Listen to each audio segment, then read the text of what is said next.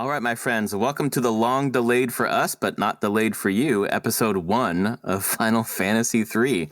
I'm here with Tom and Travis again. How you guys doing? I'm all right. Do we call this episode 1, 2, and 3? It should be. It should be. Typically. So, yeah. Next episode, we're going to jump the numbering just so everyone knows, and it's going to be episode 4. No. Yeah, we're combining episodes 1, 2, and 3 because of scheduling shenanigans. We did the first 3 sections and then had to move. So we did the next 3 sections and we had to move again. And now we've done the third 3 sections. So we have 9 sections in total for tonight. Which, Tom, you have the guide in front of you. You want to read us the titles of 1 through 9 so folks know what we're going through? All right. There's just each title is also like a comma separated list, so buckle up.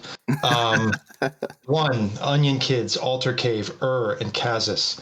2, Castle Sasune and the Sealed Cave. 3, Canaan, Dragon's Peak, and Tosis.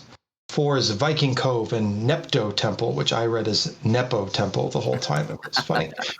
Number 5 is Tokul, the Village of the Ancients, and Continent Exploration. 6 is Golgan Gulch and the Tower of Owen.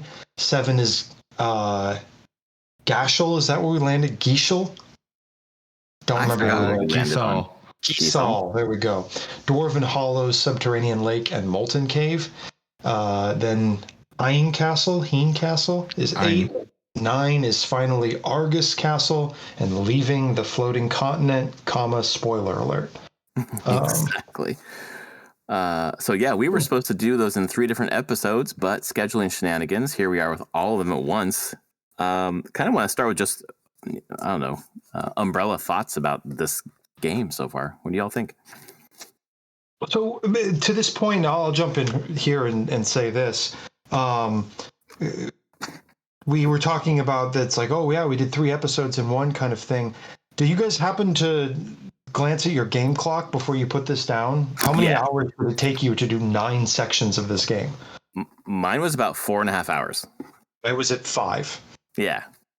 I'm a little in between at 4.8 hours, but I also spent time farming.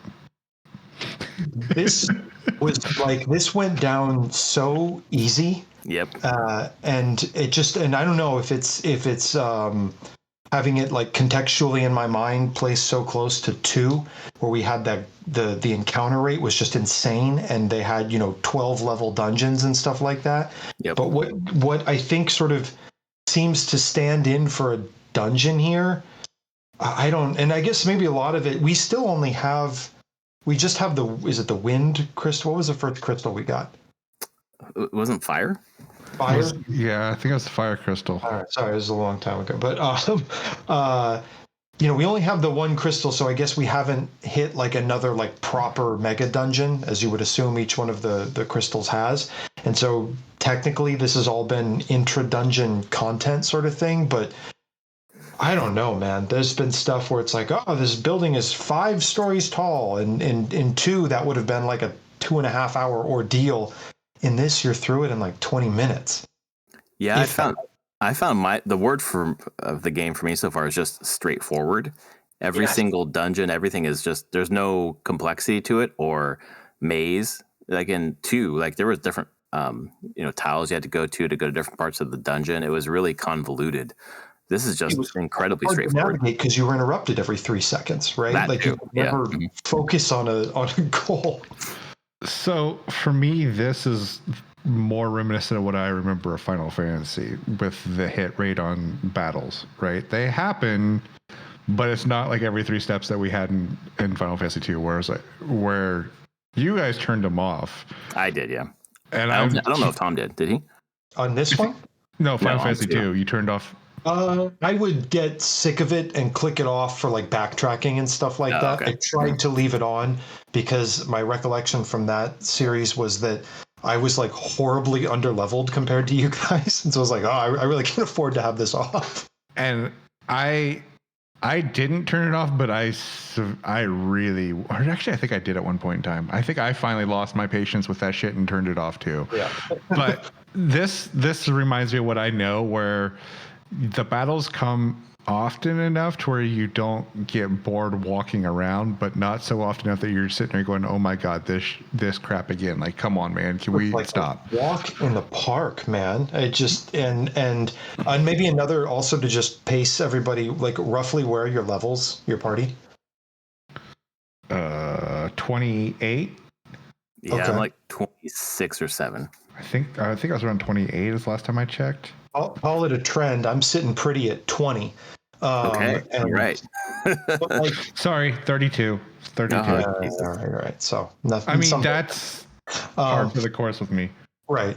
But I don't, and again, I will just speak for being at level 20. It's like, yeah, who was the wizard that we fought? The Heen? What?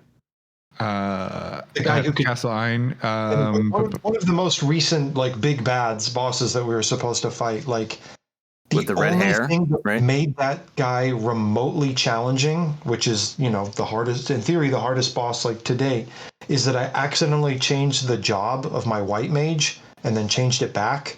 So she had 0 MP for the entire thing. Oh, that's funny.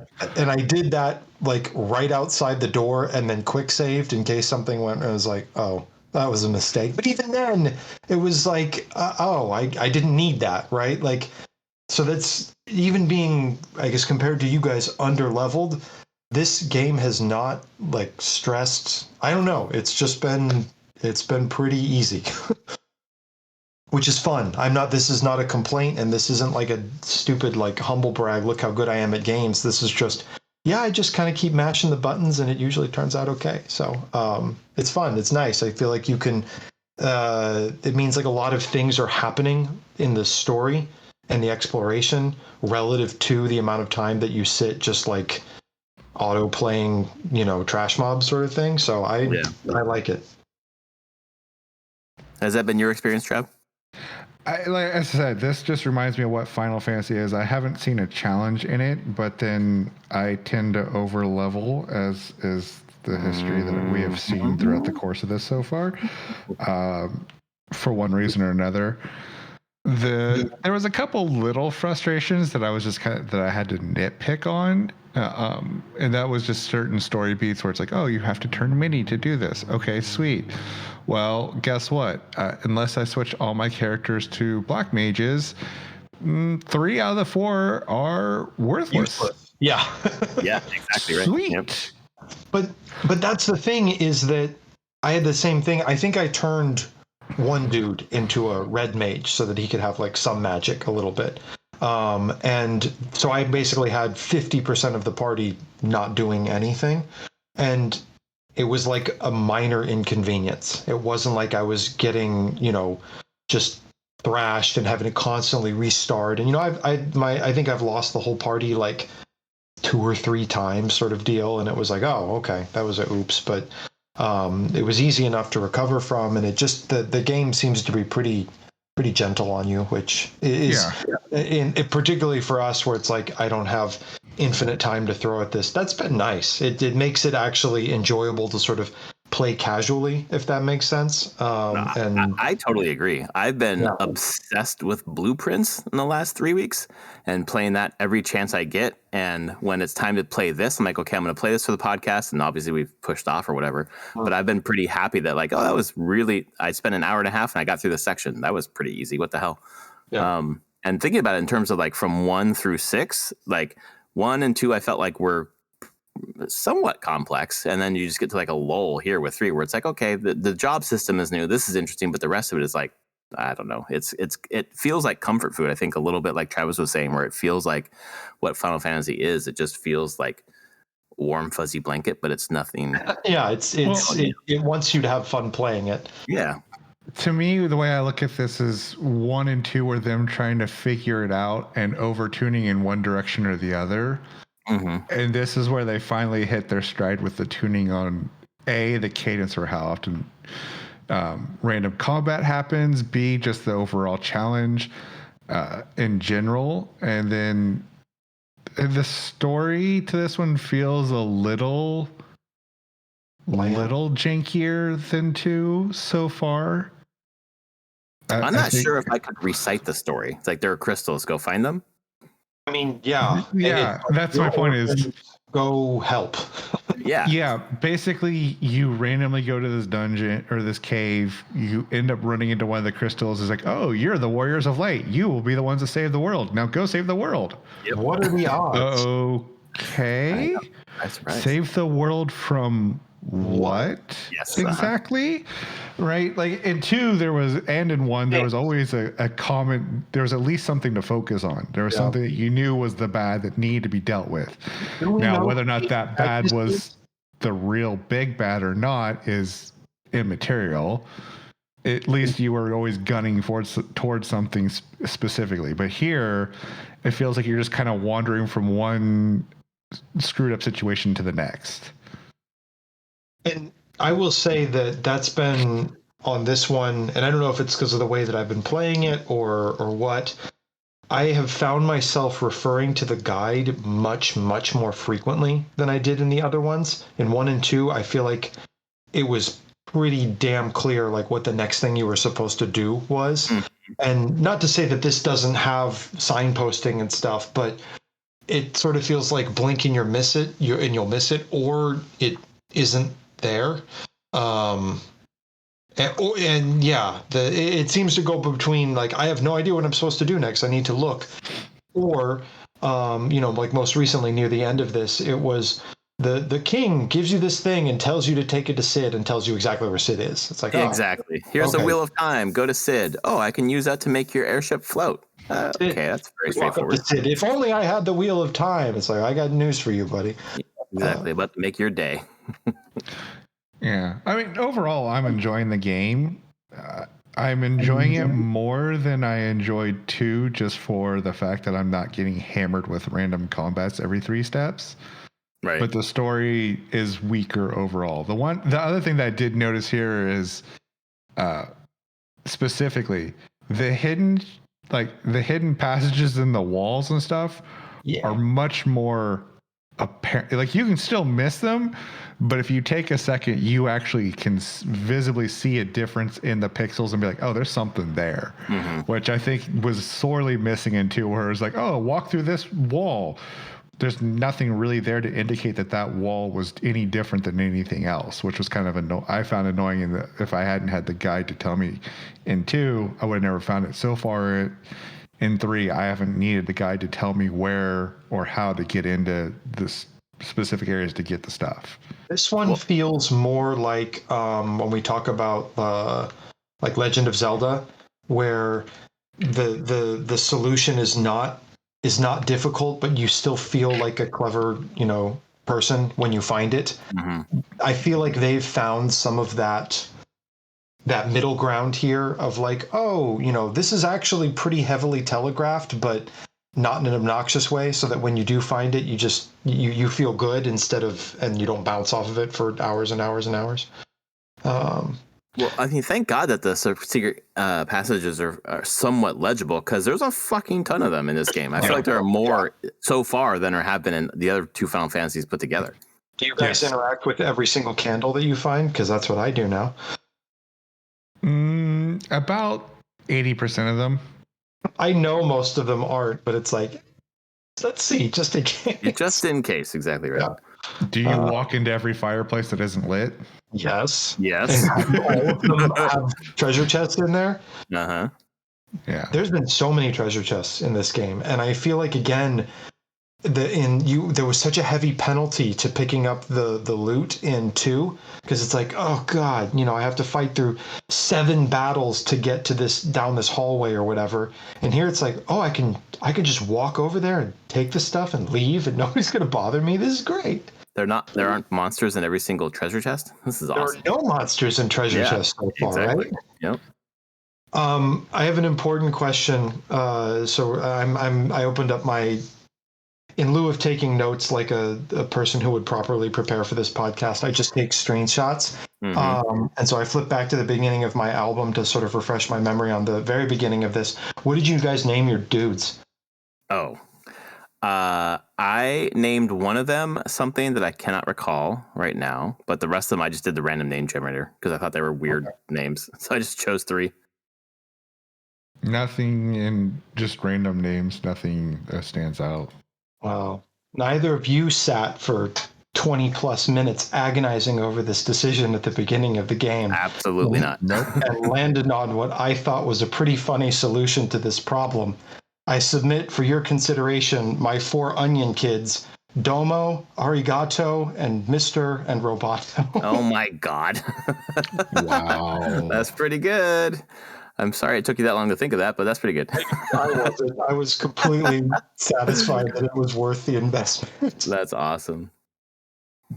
Consequently, I don't know which one is which, and so it's like, Arigato leveled up. It's like, sure, good for him. I don't know what that means. Congratulations.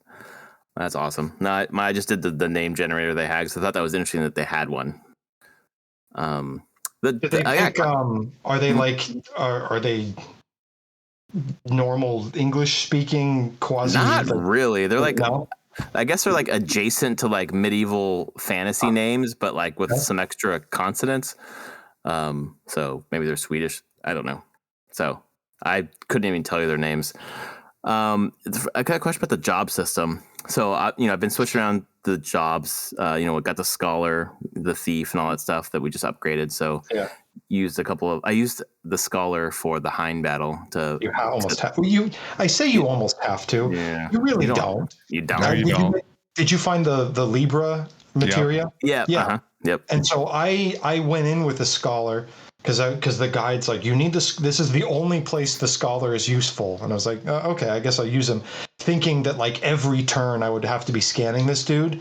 He changed weaknesses like twice. Yeah, exactly. And that was it. So I mean, if we're just gonna jump around that Yeah, let's just jump battle, around. Yeah. I walked into that one. I was like, screw the scholar. My white mage has Libra. Uh-huh. So the first round, my freaking knight attacks, and then I cast Libra. It's like no weaknesses. Yep. He starts with no weakness. Yep, Okay. that's what I had to. Yeah. Sweet. Mhm. Blizzaga. Monk goes in unarmed. There goes 1,500 hit points in one freaking round. With the monk alone. And so the next round goes around. I'm like, all right, let's do Blizzaga again. Monk goes in, does another 1,500, dead. Oh. Okay. Yep. Like, that battle's over. Cool. Yeah. So I'm glad. I was trying to level because when I got the crystal, I saw the same thing that you did, Tom, where it's like, oh, this is where the scholar is useful. I'm like, sweet. Switched over to my white page over to scholar. I'm like, wait, all my spells went away. Yeah. Shit, I'm level 1. Yeah. This is some bullshit. And I left my warrior as a knight anyways, because I was like, whatever. Uh-huh. I'm going to level him up anyways, because I'm going to make him stay a knight until I get something else later on, maybe. And I left my black mage as a black mage and my monk as a monk. And I switched my scholar back to my white mage and just was like, screw it. I'm just going to leave it as is and go in and see how it rolls. And it was just fine. Yeah, that's fine. That was also so I guess if you didn't have the scholar, did you not get to equip his weapons? Well, I mean the books. The fucking books. I know, I love it. You're fighting with books. I used the scholar, so yeah, he starts with no weaknesses, and I just kind of did my regular attacks, and then when I found out that he was weak to whatever it was, I did like 2 attacks with my black mage, and it took off about 1,700 hit points each. Yeah. And then a couple more hit points. So overall, he has 4,500. But I'm reading up on him right now, and it's saying, and I think this is probably true, the first enemy in Final Fantasy history to change elemental weakness, which is obviously happens a lot later in the games, the further games. So that's kind of cool. That it ended up being not like as maybe epic of a fight as perhaps they intended. I don't know like exactly what they're going for, but I thought this was really creative. This was an interesting thing to do, to both have an enemy that does this, right? But then also give you the tool that you needed in order to suss out how to properly navigate it. Right. That I thought was spoke well of the design of this game and the kind of cool things that they were trying to achieve with the job system. Like after that, when you go to the Argus Castle, there are like locked towers. And did you guys buy the magic keys? Yeah, I bought. Because then I was like, oh, this is what the magic key is for. But then I thought, well, wait a minute. I also had read in the guide that's like, oh, the thief can open the doors too. And it was like, there's no way I can just like switch the job right now and just like open the freaking door. And absolutely you can. It's like, oh, all right, well, that's kind of fun. Yeah, as we move through this, having played a bunch of the later Final Fantasies and none of these, you're starting to see little pieces that become bigger parts of the series later. And it's really cool to see, even though for the most part it's pretty straightforward and kind of just comfort food. It is pretty cool as a historical piece to be going through this. And I'm enjoying it. I'm enjoying it for sure. I think the pixel art, and we're playing the pixel remaster, so maybe that's part of it. Actually, this has the one I'm looking at has the NES pixel art, and then the 3D pixel art from the DS version, and then the pixel remaster. So the NES sprites are actually looking pretty dope too. Oh, really? To be honest, it's on Fandom. So tell anyone who works there that I'm using Fandom. I know where that's going. Yeah, I'm going to post it here. So if you click here and you look at the Hein pixel art, you can see above it says NES 3D and then PR for pixel remaster. So you can kind of go between them. That's pretty cool. This guy's sprite was pretty intense. Yes, I like the bigger sprites. Pretty cool. Oh wow, man! Yeah, his NES one looks really good. It does look really good. I was surprised. So it's the colors are mostly the difference, the shading and stuff. Weird, because that looks like way less blocky than most NES games that I've ever played. But they must have been figuring something out there at the end. Building the bigger sprites. Mm-hmm. Yeah. The 3D one looks terrible. Glad I'm not playing that. You can count the polygons. Yep. Should we make some vain attempt to try and go back and talk about this chronologically? I don't know how much I remember about the beginning, other than only if it feels right to do that. I think it's I think we're doing fine, just kind of bouncing around. I have some just a spattering of notes I can probably go through. The first note that I wrote was completely straightforward, but then it gets into the action quickly. And then I had a question about the job class, which I want to ask you all. So as you're playing, you level up, but you also level up your job. What does leveling up your job do? I don't know. So in the context of this, this is not me being 100% positive. This is just based off of what I've seen. It does have an impact on your character's ability to perform. So, for example, my warrior was dual wielding swords, was doing about 800 damage a round. Yeah. Switched over to the knight. Still everything, all the gear stayed the same. Nothing changed. I went from doing 800 a round to doing like 120 a round. Now that he's back up to a higher level, he's now doing more damage at a lower job class level than what he was at a higher warrior level. So it has to be having some multiplier on the back end on your stats and how much damage you do and how much damage you take. So, for example, when I first got when he first went to a knight, he was taking, whenever someone would melee attack him, those things were doing, 20, 30, 40 hit points worth of damage.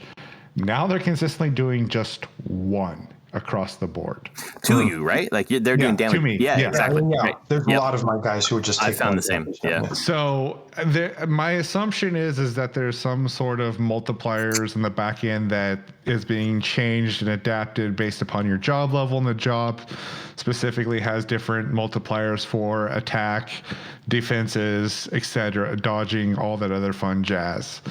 So, but do I know that for a fact? No. From what I've seen in job classes and other Final Fantasies much later, obviously much more complex in what they actually do. But that's kind of intuitive though, right? Because it suggests that like if you leave a person in a job for let's say exclusively, right? Your warrior is never he's a warrior and then he's a knight, but you don't, you're not swapping him into be a red mage occasionally sort of thing, right?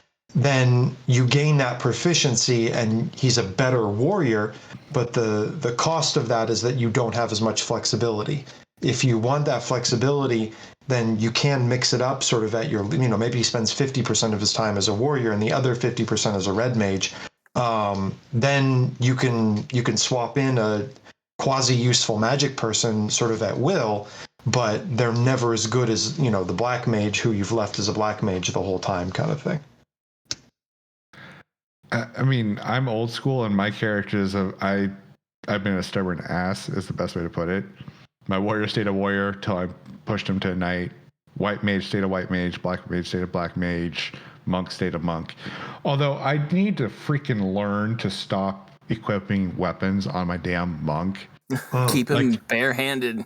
Jesus, I did this well, okay, so this time around it was a little bit interesting because the first thing I did is I took the weapons off of him and immediately noticed he was doing significantly less damage. I was like, okay, screw this, put the weapons back on. Completely forgot, kept upgrading him, and then on a whim I took the chucks off of him again, and he went from doing like 400 or 500 to doing 12, 13, $1,500 points of damage. I'm like, holy crap, it was night and day what happened just by taking those stupid things off. Why did they give you the nunchucks then? Like, is this just like a weird in joke or secret menu kind of thing? It's weird, right? So I mean, this is something that I should be aware of at this point in time. It was the same thing in tactics, right?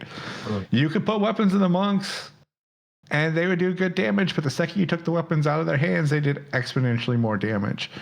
The trap is that they did here is kind of smart from what I've seen and I've read. People are like, at a certain point, the damage upgrades, the damage boost on the weapons actually will far surpass the unarmed attacks. They increase at a faster rate than whatever that is. Okay. So basically, they're like, when you first start off, the weapons are better, but you get to a certain job level, and then the multipliers in that job do a flip the switch where now the unarmed multiplier has grown so much faster than the weapon multiplier that it doesn't make sense to use the weapons. But at a certain point, the straight damage bonus from the weapons is able to outweigh that difference in the multiplier, and therefore the weapons are good enough to now surpass your unarmed damage.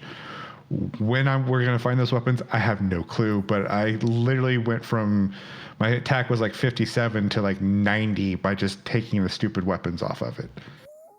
I know what I'm doing for the next segment. I put them on because I was like, I'm kicking everyone's ass anyways. I don't even fucking care. That's it. But there's so much more ass to kick, apparently. There is, if you're doing it with your hands. So. I'm just glad there's nothing else about the job system that I was missing, because I was like, I must be missing unlocks. I'm, not really good at like tracking menus. I'm like, I must be missing some menu in the job menu, but clearly I'm not. No. I think that I read somewhere that like this was the game where they were like, get comfortable, and maybe this isn't for you, Travis, but they were like, get comfortable changing your job all the time. Like this, it's okay, and it's like how the game is basically meant to be played. And that sort of speaks to, again, like even with how high your level is, right? If you were like changing jobs constantly, it wouldn't matter that you had taken the hit on the not having as high of a job stat as you do, because the game is already sort of so easy that you were, I guess, kind of, and maybe that's why the difficulty is sort of turned down, is because in their mind you were never going to have that job like, stacked and maxed, because you're constantly changing it, because that's meant for you to interact with these sort of thing, is a guess. Probably, and I should probably start switching my jobs around to them to where they have other ones, because I'm pretty sure if I look at it, and now that I'm thinking about it, since my monk hasn't switched, or my black mage or anything, I'm kind of curious what job level they're at. Yeah, my white mage is job level 99. Yeah, black mage so then 99. You're capped. Monk's 99. So yeah, I might as well jump around to do other things, which makes sense. I mean, yeah, the job thing, I enjoy it. my only minor gripe was the problem that I was having when I first switched over to a new job, and this is probably because I did it so late. But even then, because when you got the night, it's kind of late anyways. I switched right before I went in to fight that dude. Hein. Well, Oh, I mean, so it's a level 1 night? Yeah. Oh, well. Yeah, so you're level 1, which is fine, but you only get job experience if you do something that round or in that fight. So I had to literally turn off and put all my other characters on defend. Yeah. Oh, so you could get that my knight could get experience, which was just kind of annoying because then it prolongs the battles. And this is something that happened that later on that I'm trying to remember a tactics if it was the same. I feel like you just got job experience just for being present in the fight. That's usually how this. Well, that's normal experience, but there's Right. like some job experience, and that I guess. And I can't remember. Actually, I think in tactics you had to do something too. I'm trying to, but anyways, point being is it's just kind of that was a little bit frustrating. But once I got it going, it was not that big of a deal. To pivot from jobs here for a second, you know what I have found underwhelming about this so far is the folks that join your party. I really was missing that from 2, where they actually became like a member of the party member who could like fight and do stuff, and you could equip them and junk like that. Now you just have like tag along people who I guess you can talk to, which is fine, but and they don't do anything when you talk to them. Yeah. Yeah. What is it? Detch? Yeah, Detch. He was okay. He said some interesting things because there's one of the shoulder buttons. It starts the dialogue with him, and so when I got bored, I would just mash that. And sometimes he would say helpful things. That was what I thought was the most helpful about like when I didn't know where to go. Usually that person would say something useful. Well, and he's an ancient. He's an ancient. Ancient, right? Like, okay, getting some more lore here. Mm-hmm. It's like a forebear of Aerith. Right. Spoilers. And I thought you're just in the city of the ancients. I was like, oh, I know this one. Doing the Leo DiCaprio thing. Like, yeah. But yeah, that was cool. That was a nice town. That was the only part in the whole game when I got there was like, oh, I don't have enough money to buy the things I want to buy. And then I just went for a walk around the perimeter of the continent. And by the time I got back, I was flush with cash. So it wasn't a problem. Nice. Well, that was the town that I realized I need to stop buying shit the second I walk into the town. That's exactly the same thing for me. Like, I went in, I'm like, okay, I'm going to buy the serpent blade. And then, oh, wait, there's one in a tree in this town. And, oh, wait, you walk into the next tower and you walk into the dwarven thing and you immediately get another one. And now you have 2, right? And now I have 2, but I already bought 2. Son of a bitch. I'm going to buy the staves for like the ice and the fire. Oh, wait, I just walked into the cave and got all of those. Son of a bitch. Literally, I was like, everything I just bought, I got within 10, 15 minutes of leaving that damn town. Speaking of having 2 of things, is anybody using shields? No. Yeah, I've not been able to find a reason to do that, and I've just been like, yeah, double the fun. Actually, I wonder if it was like 2 where if you did the shields, you would get your dodge rating. But that 2 had all of these kind of, and that's again with the monk, right? That's why you had to have him unequipped, is because you had a barehanded stat that you needed to keep pumping up to get it up to, what was it, 16 that they topped out or something like that. Here, at least it looks like at any given moment, me and Larry who haven't been doing that, it's like, yeah, we can just take his stuff off and all of a sudden he's kicking ass with the bare hand, whatever that multiplier is. It doesn't look like those are tracked anywhere. It just seems to be your job class and your total level, which is interesting. There are other stats in here that are going up based upon your job class. Like there is strength, agility, stamina, intellect, spirit, accuracy, defense, evasion, magic evasion. Now I'm assuming magic, some of that is... That's all from your armor, right?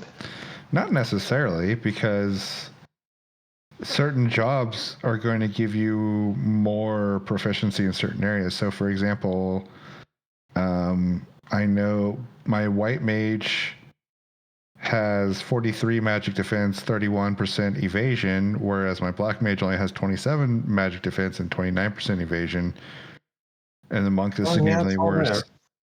And if I look at their gear, their stuff the numbers don't add up to the amount of evasion and defense that I have. Mm-hmm. You have not even close.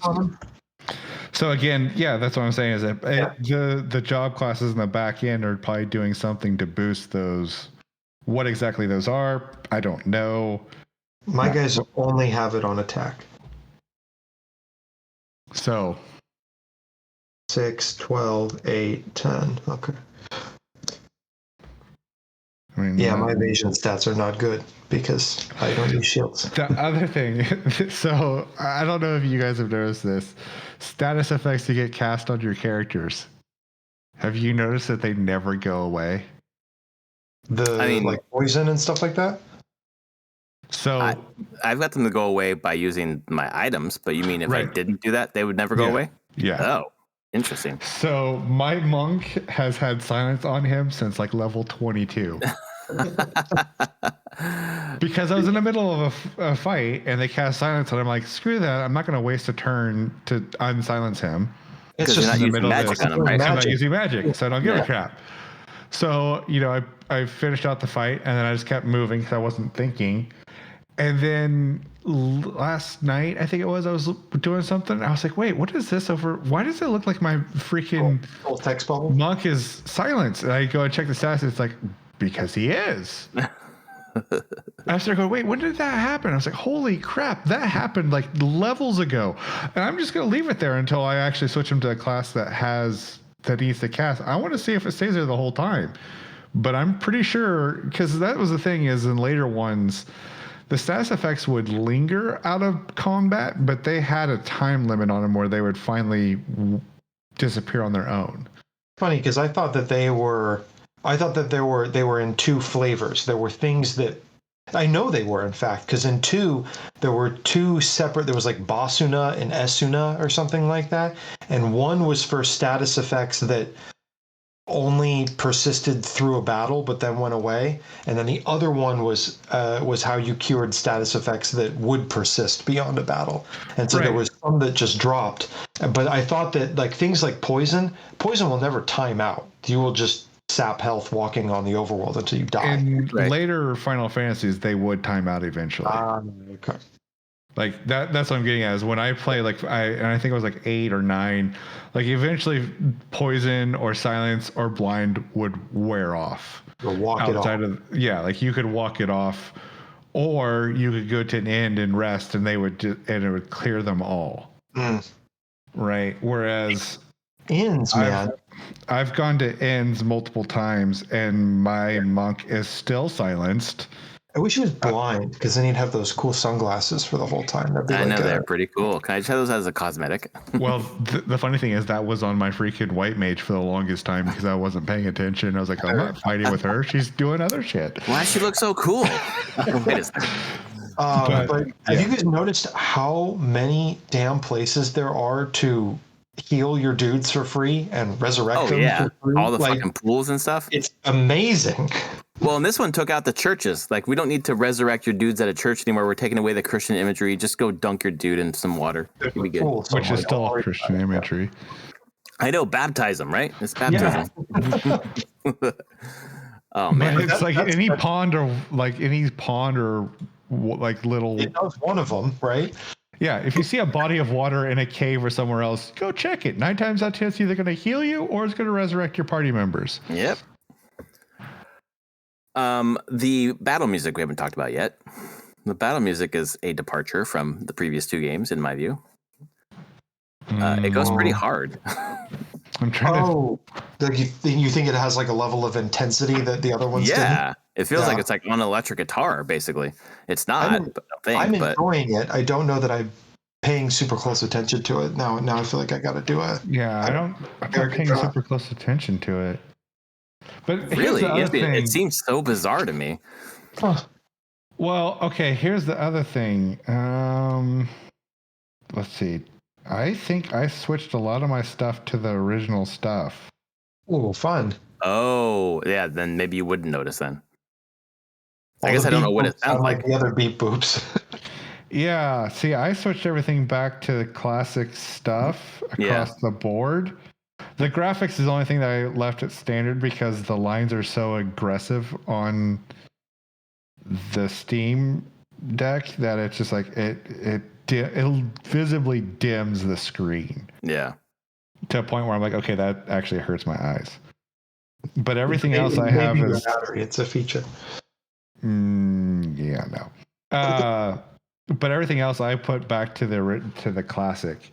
So that means I probably need to switch that to the arrangement and see what that sounds like, because to me the music just sounds what I expect from Final Fantasy. There's nothing.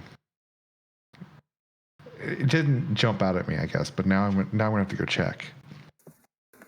Yeah, I mean the battle music alone is the only one that stands out to me. The rest of the music, just kind of feels like standard Final Fantasy. But the battle music was such a departure from the rest of the music in the game to me that I was like, "Whoa, this is going pretty hard," and I'm liking it. So it's good. Yeah, me and having to go all old school traditional shit on this stuff, I need to stop doing that, I think. I mean, if you like it, you like it. That's cool. But I just like the orchestration. It sounds better. I feel like I'm missing out on. I don't know. Sometimes I feel like I'm missing out by just trying to be like, oh, let's go with this is what they intended. But is it really what they intended, or is that just what they were able to do with the limitations of what they had at the point in time? And the new updated version is what they really wanted. I think. I mean, I feel like the Nintendo had like 8 slots for the sampler. So they were really limited on sounds. They could change the pitch of the samples, but they only had 8. So I assume they wanted to do a lot more than that. Right. So that's what I'm saying. Like, am I missing out by not giving it a chance on the newer stuff? Anyways, something for me to try this time around. Yeah, check it out. Fuck around with it. There's a lot of settings you can put on and put back off, turn back off. I mean, I don't know, man. Good stuff. Anything else? I'm looking at my album. I want to see if I took it. Bahamut shows up. He jumps off a fucking mountain. Oh yeah, you can fight him, but he will kill you, right? Yeah, so you just get the fuck away. Yeah. Which I had to have explained to me. I was like, wow, I must be suck really at under game. level. I mean, that's one of 2 fights that you have to run away from. Mm-hmm. Yeah. What's the other one? The Nepto, whatever? The Nepto dragon. Yeah, the dragon. That's right. Which I made my peace with missing that from my bestiary or whatever. It's like, yeah, it's fine, guys. I'm okay. Oh my god, I do not give a fuck about filling up my bestiary. The guide's like, you make sure you get all these monsters. I'm like, I don't care. I'm not 100% that's where my grinding came in. Oh my god. I need to find those rare monsters. Only one of them took me a long time, and that was Fury in the basement of the Owen Tower. Or Tower of Owen, sorry. Yeah, that one took a hot minute to find. Yeah. We talked about this a little bit already, but like I think this is fun because they are doing some interesting things with the already sort of tropiness of like an RPG like this, where it's like, oh, it's a battle. Like the point must be to win, right? But it's like, no. In the context of the story, you losers could never fight this like deity-like dragon creature. Like, get the hell out of there. And the same thing for the Nepto dragon. They're like, yeah, no, nothing can kill him. You should just. They stop short of like telling you to run away from the battle, but I felt kind of stupid when I realized that that's what I was supposed to do. It's like, oh, well, yeah, that's obvious here. There's no way. I don't know that I've tried though. Like, it doesn't go all the way through. You can't just like run away from a random boss battle, can you? Could you run away from Hein or whoever? You should be able to, but they would still be there and present, and you couldn't progress the story without going back and finally beating them. Right. Like, I'm used to not being able to do that. Like, once you're in these very like story critical boss battles, they remove the ability to flee, which is usually. didn't check. I To be imagine. completely honest, but But that's what I mean. I feel like I've learned this as a thing from much later RPGs, specifically 7 and 9, and that doesn't really seem to be something that was enforced early on, which is kind of interesting. To the point that it was actually a mechanic where it's like, yeah, you need to run away in order to progress the story. And similar to that, like we talked about the status effects, like you have to be Minnie in some places, you have to be Toad in some places, which felt very wrong, but it's kind of fun that they're doing something with it. yeah. The only other thing that stands out to me is the amount of hookers in this game. Hookers? They're dancers. So Okay. I've seen a lot of dancers. What are we talking about? Well, I mean, so like the Viking boss in a room with two scantily clad dancers. Uh-huh. Like all of the bosses, the pirates that you ran into in the cave, he's in his room, he's got two scantily clad dancers, and I'm air quoting the crap out of this. Like literally every place you go has at least one, if not multiple, in every freaking. Yeah, I just found it hilarious that all of them are surrounded by dancers. I did And not. the emphasis is being done on purpose. Mm-hmm. I did not even think about it. So she has her own page on the Final Fantasy fandom wiki. The Final Fantasy III entry reads, "There are 3 dancing girls found across the floating continent. This is the first game in the series in which the dancing girl will dance for the player's entertainment."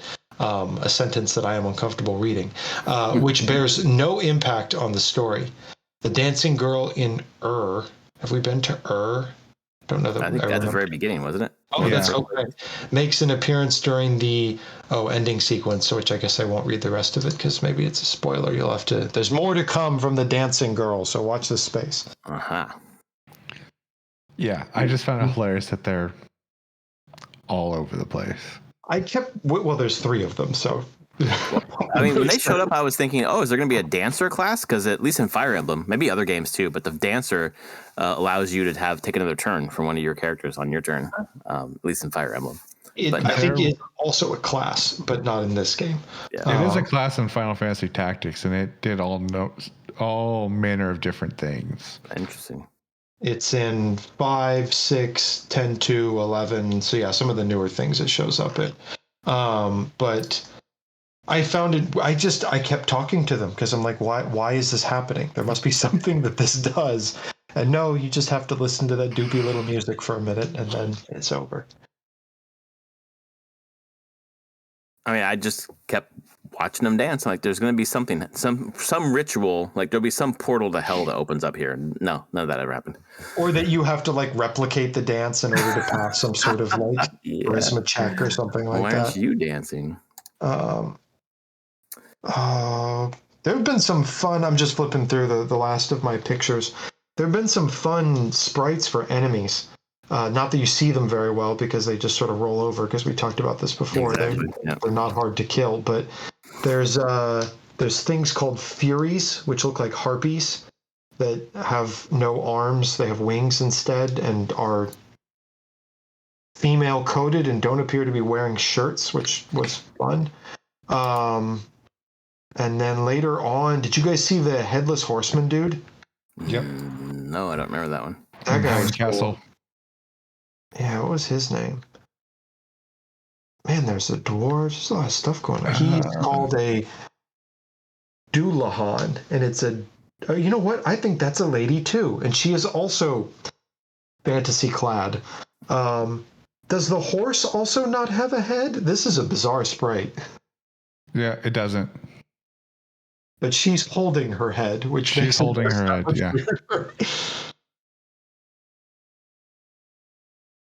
Huh. I don't remember that at all.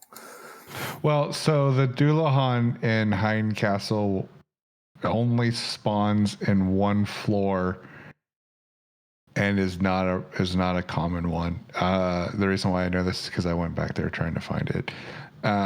Just enemy in the area. And then the Fury is another rare spawn that only happens in that very first floor of Tower of Owen where the frogs are, and has like a. People argue if it's a 1 or a 10% spawn rate. Do I have like the cleavage multiplier on or something? I've run into all of these things. You must have. I don't remember seeing any of those things. Bad. The Which Fury was the one I had to spend a lot of time trying to farm to get her to show up. But this game had tons of cool stuff, man. You were in a walking tree for a while. Yep, that was cool. You had to find a. Sorry, go ahead. No, you're fine. No, I was to say you had to find a fucking ruby and put it back in the dragon's eye socket, basically. That was sick. That was just like this is like a hardcore fantasy game. We're putting gemstones in sockets and things like that. And the dragon statue looked cool as hell too after he had it. That was also interesting, where he's like, "Sorry, my body got out of control. Like it needs to slumber now, or whatever. You should be good on the seas, or whatever." But yeah, that guy was cool. It was fun taking all this stuff from the castle. There was a fun little bit of dialogue. If you go back and talk to the girl who was pining after Detch. Did you guys go talk to her? The one in the bed? Yeah. Mm-hmm. I went back to her house, but I didn't talk to her again. Oh, yeah. So you go up to her, and I was like, ooh, how am I going to break the news to her that this dude just like self-immolated in the furnace of this random tower? And I can't remember. I didn't take a picture of the. What? Oh, yeah, I did. What? He threw himself into the furnace in the Tower of Owen? And then you can see that your character's text is that like different color. It says, he's probably fine. And then yeah. And he's probably fine. And she's like, oh, you're totally right. I'm sure he's fine. Oh, my God, you're lying to the poor girl. Which I cannot bring myself to look at the wiki, but I'm calling it now. I think Detch comes back. I think that they pull like a Disney death here, and he shows up later at some opportune moment. Interesting. And this is the foreshadowing, and that is my prediction, and we'll see if it comes true. But we will see. That's funny. I think that was about all I did. I mean, was there anything about? I know we've sort of jumped around, and then I tried to drag us back to a semi-chronological review. But was there anything else you wanted to cover before like the big reveal at the end of the section?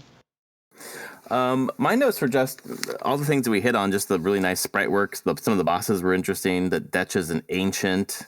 The weird thing about that, the fucking molten cave or whatever, where you're just walking through molten lava without even taking damage. It's like that's unless it's a waterfall, and then you take a little bit, right?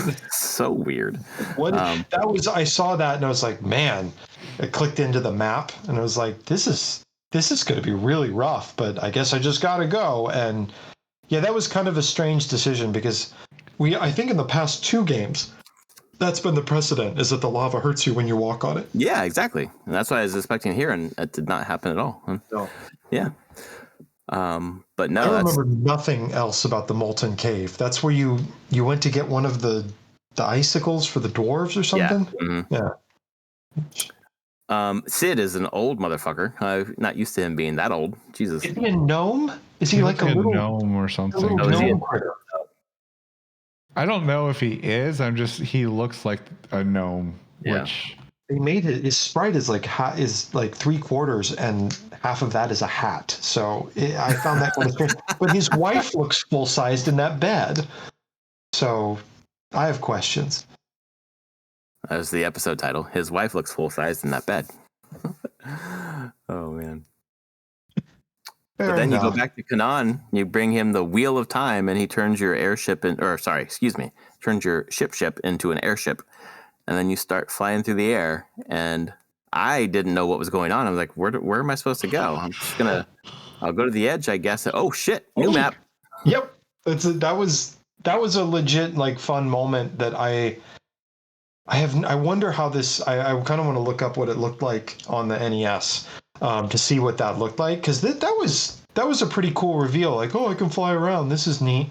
And it's like, and I was like, I don't know if you guys did this in like Breath of the Wild or whatever, but it's like, well, what happens when I get to the edge? Like, how are they going to keep me in here? Yeah. And you just blast through it. And that was like, whoa.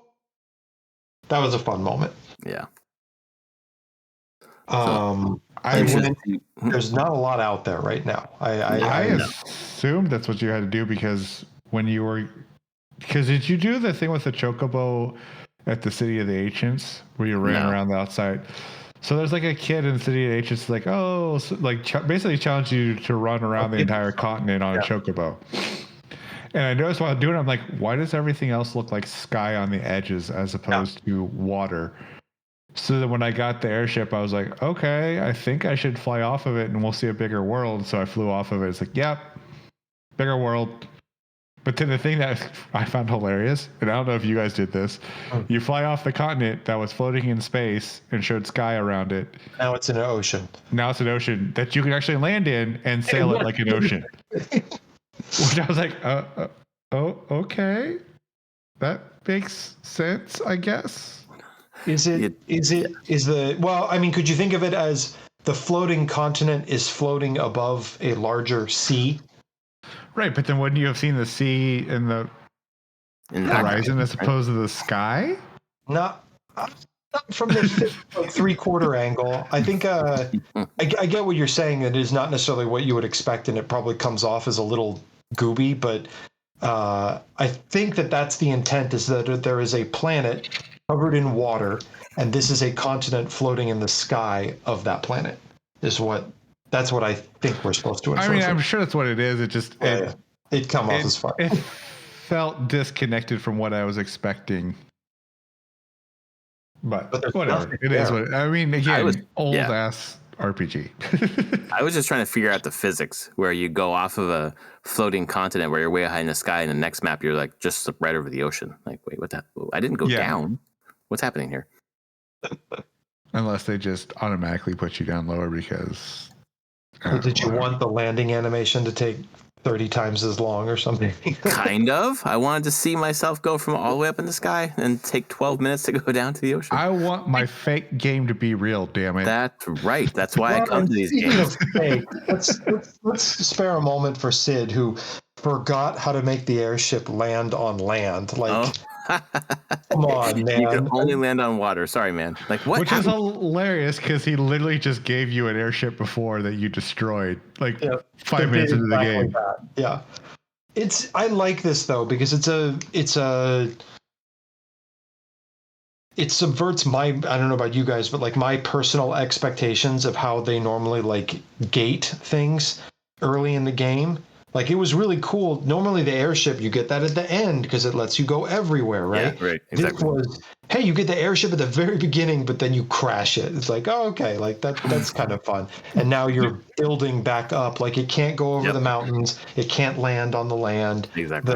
Those restraints, I think, make it more fun to use. Because if it's just like OP out the gate, like, what's the point? Well, it was surprising too when they like reinforced the hull of the ship or whatever, the prow, and then you bust through the boulder or the mountain or whatever, and it's like, oh, it's gone now. Like, what the fuck? I wouldn't. I want to ride around the thing. God damn. I don't want to walk for the rest of the game, but I can't tell you how excited I was when they gave me an airship so early in the game. Like, hell yeah! And then literally took it away from me. Like 2 minutes later, I'm like, fuck you! Like, I was so upset because in my mind I was like, this is the end of the game thing to get, and I got it right now. Sweet! Ah, you sons of bitches. I really think that adds more to like the immersion of the story, though. Is I feel like how many RPGs like this have you played where the progression is just like really, really linear, right? You start as like a nothing dude who can't do anything, and you just fight like, twigs and grass and stuff like that. And then over time, now you can fight rats, and now you can fight like a dude. You know what I mean? They just, the progression is like super linear. Stuff like this where they mix it up and you get like really cool kind of advanced things early in the game, but then they're handicapped, or however you want to say it. Like they don't give you everything at the beginning, but they give you something. I think that's kind of neat. It mixes it up and it makes the early game a little more interesting. Yeah, I was surprised. I'm maybe not surprised, but just how engaging and interested I was from the beginning, despite some of the, I don't know, the hangups we talked about in terms of the story and some of the other things that are not as, I don't know, sticky or hooky as some of the other games. But it's really sitting well with me. I don't know, the progression, the ramp up of, like, this is the last one, right? This is the first time 2021 is the first time anyone's been able to play this version of this game. And it's almost like a game out of time. And knowing what I know of 4 that comes after this, it just feels like there's, clawing together 1, 2, and 3, like building 4, like seeing the pieces Voltroning almost across time. It's really cool. I don't know. I'm enjoying this a lot. 4 is 2 in the States, right? I think so. I think 4 is 2, and then 6 was 3, because then it was 3 and 5 that were missing, I think. I think that's right, because that's what they talked about, is that they dropped the localization for 3 because they were rushing to get the first one out for the Super NES. Yeah, which was the transition. Exactly, which was 4, which they called 2. It's all fucking confusing. For me, 2, the story was what grabbed me more than the gameplay. Like, the gameplay was fine, but the gameplay was solid. But the problem with the constant random battles every 5 steps was annoying. But the story kept me enjoying that one a lot more. This one is the exact opposite, where it's the actual overall gameplay that is keeping me in the loop, and the story is just kind of something there in the background. Now, I would say that this is kind of, I'm wondering if this is going to be like Final Fantasy VII, where the story was kind of 7 starts off with a one story, and then you think you're getting to that point, and then all of a sudden it flips the scripts and throws a much larger story at you. So I'm wondering if we've just gotten the taste of what this is, and then it's going to throw the rest of the story at us now that we're off of our own tiny little area. Mm-hmm. Yeah, it'll be interesting to see. Midgard, kind of like what 7, and now, that's hopefully. I hope it's something cool like that, because so far they've set it up real nice. That'd be crazy if you get to the back half of this game and the story is just like incredibly well done, so intricate. Like, wait, what the fuck is happening here? The thing I just realized, I was looking at this. According to this, we've done half of the sections already. Yeah, I know, but the next sections are kind of long. Some of the later sections, I mean, are kind of long. Well, I was gonna say the 18th section is Final Dungeon Gauntlet. I'm like, oh, that makes me sound so stoked for that. Might be one by itself, but you know, for the next podcast, it looks like we're going to try to do, and famous last words, knock on wood, the Flooded World, the Wrecked Ship, and the Cave of Tides is section 10, and then section 11 is Amur and the Golder Manor. Sure, hope it's not a typo. And then 12, Saronia and the Dragoons, and that one's a long one, according to what's in the minimal guide we're following here. Mostly missable bestiary entries. Oh, that's true. Too big. No, just did I skip? They spent a lot of digital ink on that. So. My grinding will continue. It will. Of course it will. That's what we do here on the RPG Backlog. We listen to Travis grind. No, you don't. I will say I grind and then leave it at that. All right. Thanks so much, Travis. Tom, thanks for being here. Thanks, everyone, for listening. If you like our podcast, rate it on your podcast service of choice. Tell a friend, and we will be back. For us, we think it's next week. For you, it will be next week. We'll fucking see what happens. But thanks so much for joining us, and we will be back as soon as we can. Make sure to tip your dancing girls. Yes, Hookers. perfect. Oh my God. All right, see you, folks.